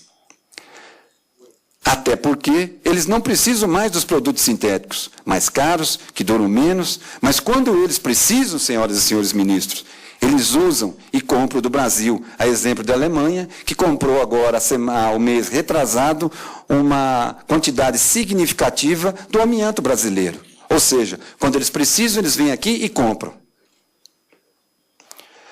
Por outro lado, não podemos deixar de informar também que mais de 120 países dos 193 associados à ONU usam o amianto crisotila no mundo. E para esses trabalhadores do mundo, nós temos a ITUM, que é uma entidade internacional, que é International Trade Union Movimento Pro Crisotila, onde essa entidade, o Brasil faz parte e representa todos os trabalhadores do amianto no mundo, para a gente mostrar que é possível se fazer o uso seguro e responsável nos lugares onde ainda não se tem esse tipo de prática. E que engloba o Brasil, Rússia, Canadá, Ucrânia, Cazaquistão, Coreia, Cuba, México, Bolívia, Colômbia, Peru, Equador, Venezuela, entre outros. O Brasil, hoje, é considerado referência internacional de uso seguro e responsável no mundo. E não precisamos da Europa, pois eles não fizeram a lição de casa. E a prova muito clara está aí, dos que me antecederam e mostraram as condições que estão expostos, aqueles trabalhadores que estavam expostos e ainda estão alguns trabalhadores expostos lá na Europa. Ainda do ponto de vista internacional, e esse é um dado muito forte, senhor ministro, nós não podemos deixar de mostrar que nós lamentamos muito, pois enquanto estamos aqui discutindo substituição ou proibição de um bem mineral aqui no Brasil, o Canadá vai investir, agora para o ano que vem, mais de 100 milhões de dólares canadenses, e desses, 58 milhões de dólares canadenses nas indústrias, na mineração de amianto lá do Canadá. E está aqui um documento anunciado pelo governo do Canadá, agora dia 29 de julho, onde mostra que os canadenses vão fazer um investimento na mineração de amianto, inclusive com reabertura da mineração. E isso é um dado muito forte. Por que é forte? Porque os companheiros mineiros canadenses são, assim, um símbolo de luta muito forte para nós, trabalhadores. Nós tivemos, nos anos 90, a convite desses companheiros, a oportunidade de ir no Canadá para verificar como eles faziam. E na década de 70, os companheiros mineiros canadenses fizeram uma greve de mais de 6 meses. E sabe para que eles fizeram greve de mais de 6 meses? Não foi para melhorar as condições de salário nem nada. Foi para quê? Para garantir ambientes saudáveis de trabalho. Outra coisa que nós não podemos deixar de relatar nessa audiência é com relação aos patrões da Eternit, do Grupo Saint-Gobain, que detém o monopólio do vidro nesse país, e eles gostam de deter o monopólio. Eles tinham o monopólio do vidro, tinham o monopólio do amianto, eram dono da mineração, exploraram os trabalhadores, exploraram o amianto nesse país por mais de 60 anos e ninguém fez nada. E agora, do nada, querem se posar que são contra o uso do amianto, que o amianto faz mal, que o amianto é isso, que o amianto é aquilo. Só que eu acho que nós temos que mostrar alguns documentos aqui.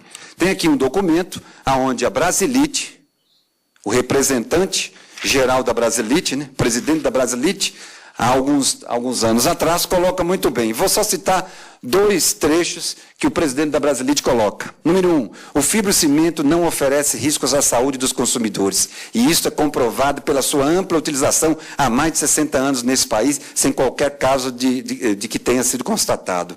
A utilização das fibras de amianto como matéria-prima é feita de forma segura, inclusive regulamentada pela lei aprovada no Congresso Nacional 9.055 e o seu decreto 2.350, assinado pelo presidente da Brasilite. Complementando, a Abfibro, que representa também os produtores sem amianto nesse país, que é só uma empresa, que é a Brasilite, também reforça isso, que 0,1 fibras por centímetro cúbico no ar, índice 20 vezes inferior, exigido pela Organização Mundial da Saúde, não oferece risco. Aí, senhoras e senhores, senhor ministro, nós vamos acreditar quando eles falavam que era do uso seguro, nessa época, ou agora que eles defendem a proibição do uso do amianto? Ou eles querem, de novo, ter o monopólio através das fibras sintéticas? E nós, trabalhadores, não vamos entrar nessa.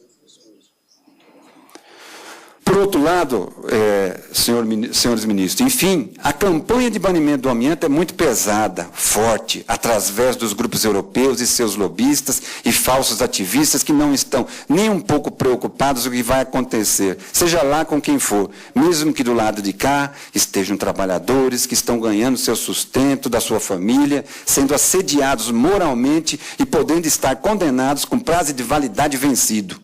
Ou seja, estamos sendo carimbados como trabalhadores do amianto, com o risco de ninguém contratar mais esses trabalhadores que estão aqui. Para eles, estes irresponsáveis, somos vendidos para os patrões, somos pelegos, somos denunciados de práticas antissindicais e nem ao menos podemos informar o lobby que eles fazem contra nós, que logo somos processados. Inclusive eu, senhor ministro, inclusive o companheiro Chiru, inclusive o nosso sindicato está sendo processado. Mas aqui ninguém fala disso, tá? Para eles se posam, esses pseudos se posam de tadinhos e oprimidos. A mídia nos ataca na maioria das vezes sem saber se amianto é sólido, líquido ou gasoso.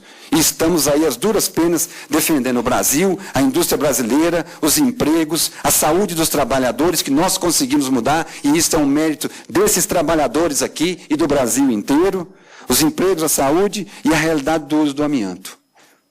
Lógico que as questões do passado e os passivos que esses companheiros que estão aqui, que nos antecederam, falaram, nós não temos que ser desprezadas. O passivo dos problemas dos trabalhadores são de responsabilidade dos patrões que deixaram esses trabalhadores sob um determinado risco e não deveriam ter ficado. Isso a gente nem discute.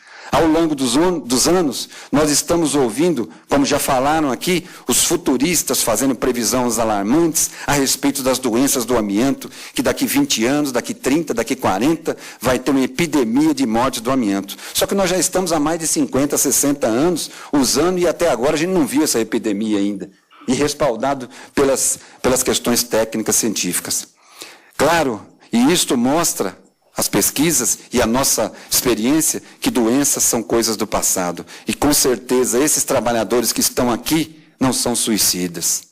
Eu acho que tem uma frase que reflete muito bem isso dos nossos companheiros canadenses, que nós não podemos dar a vida para ganhar a nossa vida. E nós não fazemos isso e nem somos irresponsáveis. Finalmente, para mim terminar a minha fala, do ponto de vista dos trabalhadores, o STF considerar leis estaduais como constitucionais, teremos prejuízos incalculáveis. O maior prejudicado será os trabalhadores e a população mais pobre, que utiliza o produto, principalmente as telhas de cobertura e suas residências, e que também põe em risco a manutenção de todas as conquistas que garantem postos de trabalho saudáveis dentro da cadeia produtiva do amianto Crisotila. Essa decisão vai contra toda a luta da classe trabalhadora em busca de ambientes seguros que foram conquistados há mais de 30 anos, trabalhando e procurando garantir a saúde desses companheiros que estão aqui, que é muito bem sucedido.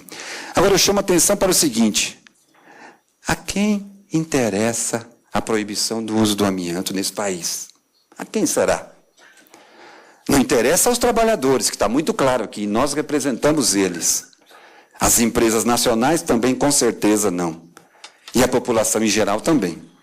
Os únicos beneficiados, senhores, serão somente a indústria multinacional de fibra sintética, que não realiza os devidos controles, como do segmento do amianto Crisotila. E aí, eu falo uma frase também dos nossos companheiros russos, os trabalhadores russos, que os trabalhadores do mundo do amianto, em prol de uso seguro, estão com a verdade. Finalmente, deixo aqui o nosso agradecimento de todos os trabalhadores do amianto Crisotila desse país e da América Latina, ao Supremo Tribunal Federal, através do ministro Marco Aurélio, pela realização desta audiência, e peço que, se for possível, senhores e senhoras, conheçam em loco a realidade do uso do amianto, do que eu estou dizendo aqui, do que esses companheiros vivem no seu dia a dia de trabalho. Meu muito obrigado, e eu sei que meu tempo já tinha estourado.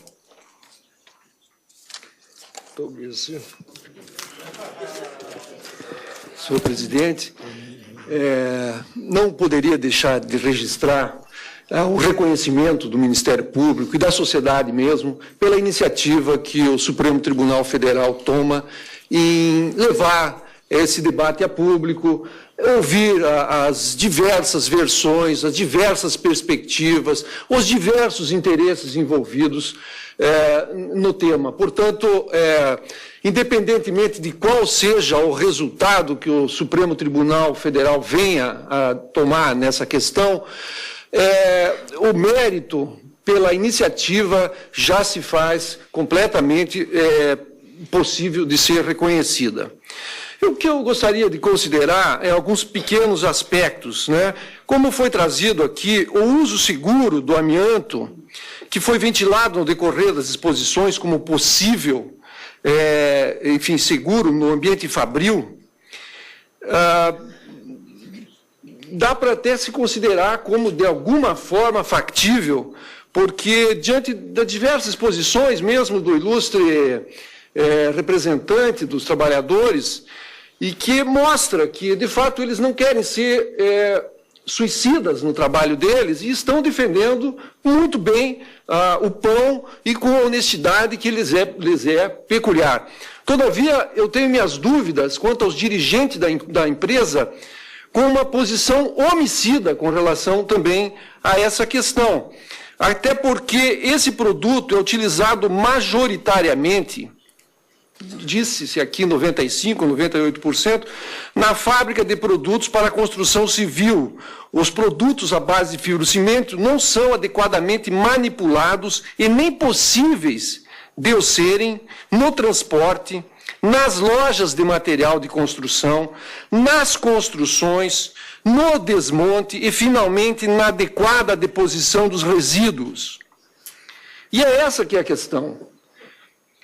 Ainda hoje, em que há um razoável índice de compreensão do risco à saúde pelo produto, é comum vermos tais materiais sendo inadequadamente manipulados e expostos.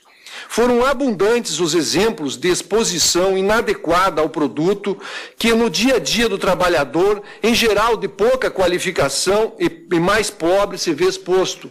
Eu me refiro aos trabalhadores da construção civil em geral. Mesmo no ambiente fabril, ficaram algumas dúvidas com relação a essa postura reconhecida de antecedência na aposentadoria precoce, que só se equipara ou só está aquém da situação dos trabalhadores de mina de subsolo, que de fato é um dado preocupante. Também a questão que eu trouxe aqui várias vezes, que é essa política de falta de transparência numa questão que precisa ser conhecida e debatida e transparentemente debatida pela sociedade. Impedir que essas questões sejam trazidas à tona e sejam bem informadas, que a sociedade seja completamente informada, preocupa. Esse método também de constranger pesquisadores a divulgar seus estudos, a exemplo do que nos relata aqui o pesquisador da Fiocruz, Dr. Hermano Albuquerque de Castro, que publica um trabalho e é notificado, enfim, de alguma maneira provocado a ser processado caso continue nessa linha. Além de essa auditora fiscal, doutora Fernanda, enfim. Os estágios sucessivos de extração, inclusive via explosivos, bitagem, peneiramento, aspiração, limpeza da fração fibrosa do cimento em mina, céu aberto, evidencia alguma potencialidade lesiva àqueles que vivem na região.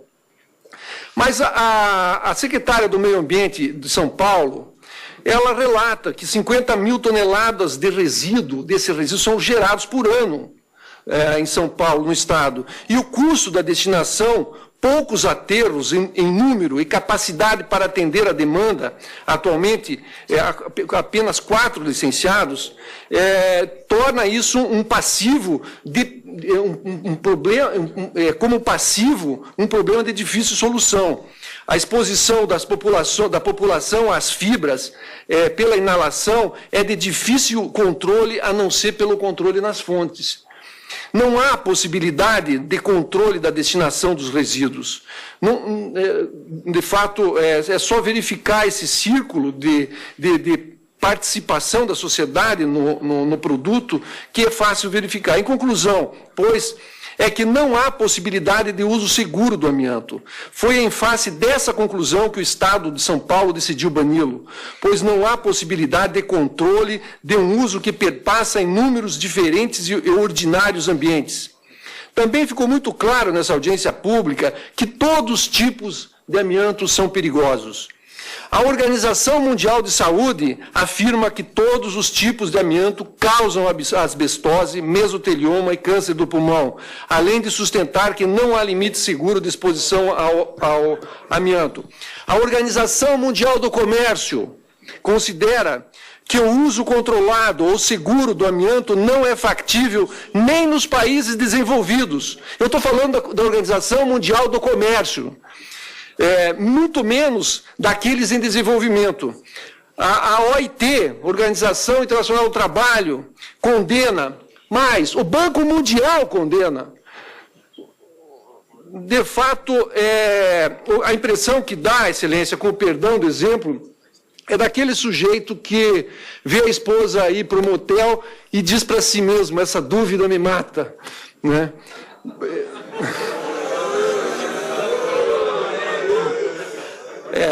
São 107 mil mortes ao ano causadas pelo asbesto no mundo. Manifestem.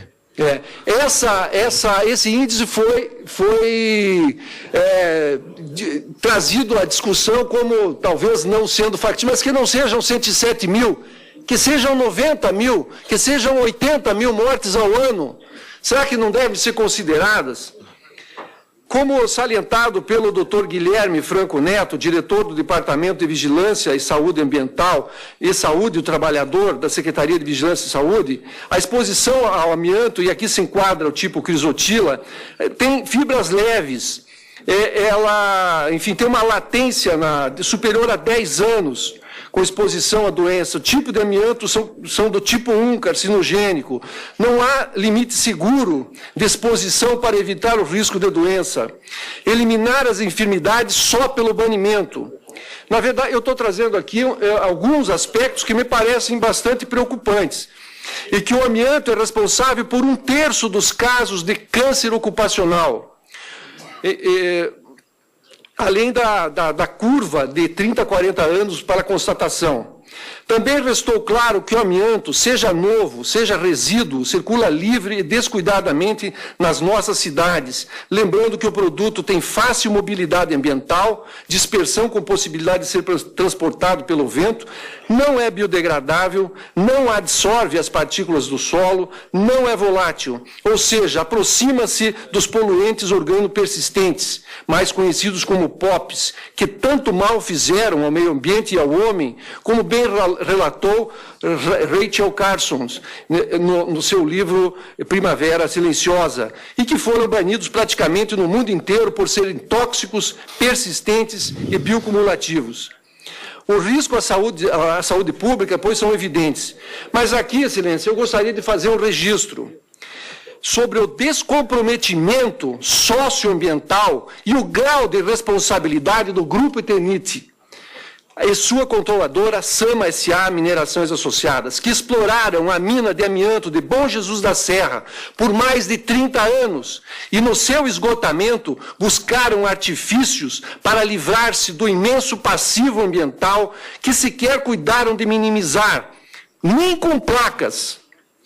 Mostra mais que evidente que esse grupo é guiado única e exclusivamente pela maximização do lucro, sob nenhuma responsabilidade social e ambiental, deixando inclusive exposta a grave risco de contaminação à população local. E nós vimos exemplo de crianças, Excelência, nós vimos exemplo de uso naquelas minas, nós vimos exemplo do uso desse material na cidade, na construção de casas mais simples daquele município. Portanto, é um problema muito grave, um passivo gigantesco e que foi abandonado e passou-se a outro sem olhar para trás e pergunta-se de quem é essa responsabilidade.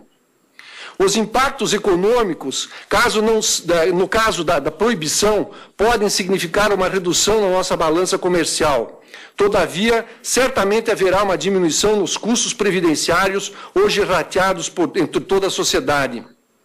Simone Alves dos Santos, e já estou quase terminando, silêncio, Secretaria de Saúde de São Paulo, ela fala que das 19 empresas cadastradas, 17 já substituíram o amianto nos seus processos. Ou seja, dos 2.600, enfim, depois de um trabalho lá de adequação que foram feitos. Não houve registro significativo de desemprego em decorrência da proibição do uso do amianto no estado de São Paulo. Aliás, um fato que deixou bastante claro é isso, que dos segmentos significativos, fortíssimos, no segmento do fibrocimento, que é a Brasilite, abandonou e passou para outro tipo de fibra. E, portanto, isso mostra a total possibilidade dessa mudança. Paulo Rogério de Albuquerque de Oliveira, coordenador-geral do Monitoramento e Benefícios, também é que fala aí da questão financeira. Quem paga a conta é a sociedade. O acréscimo na cota patronal de 9% para a empresa não é suficiente. Há um déficit de 31,5%. Existe um subsídio fiscal para pagar o déficit da atividade, 315 mil para cada milhão. Taxa de rotação de 3 anos, alta rotatividade, 32 mil ocorrências a partir de 15 dias. Some-se a isso o custo para adequada destinação dos resíduos em aterros apropriados e some-se a isso o custo do Sistema Único de Saúde. Enfim, o doutor Eduardo Algrante, chefe do Serviço de Medicina da Fundacentro, também considera que há um subregistro dos casos de mesotelioma, e é compreensível pelo contexto, como que se pôde perceber aqui. E diria que há de câncer causado pelo asbesto também. Então, é o caso de pensarmos como é subestimado esse cálculo em países também produtores, cuja liberdade de expressão é limitado, a exemplo da China.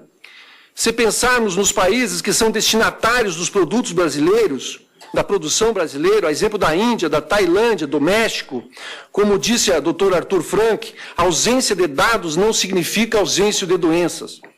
Voltando ao que disse o professor Eduardo Algrante, e finalizando, Excelência, ele diz que sente-se envergonhado com o argumento de que devemos manter a produção e exportação do amianto em razão das conveniências para a balança comercial. Exportação para países sem nenhum controle ambiental. Isso chama-se racismo ambiental. Obrigado, Excelência. Certamente ouviremos com mais vagar o Ministério Público e teremos o processo aparelhado para julgamento. Sobre o tema de fundo, o Supremo ainda não emitiu entendimento, já que os atos praticados no plenário se fizeram sob o ângulo do vício formal, ou seja, da iniciativa de Estado componente da Federação, no que veio considerada, mesmo se tendo uma lei federal, veio a legislar sobre a matéria. Cabe-me, a essa altura, agradecer a todos que acorreram a esta audiência pública, que é um símbolo marcante no poder judiciário da própria democracia. Agradecer aos expositores nacionais e estrangeiros. Agradecer até mesmo aqueles que vieram prestigiar este acontecimento, presenciando e ouvindo com a paciência costumeira os expositores. Há, sem dúvida alguma, valores a serem sopesados, e o serão a partir dos elementos reunidos, a partir das manifestação da própria requerente da ADIM, autora da ação ajuizada, a partir da manifestação da Advocacia Geral da União e do Ministério Público.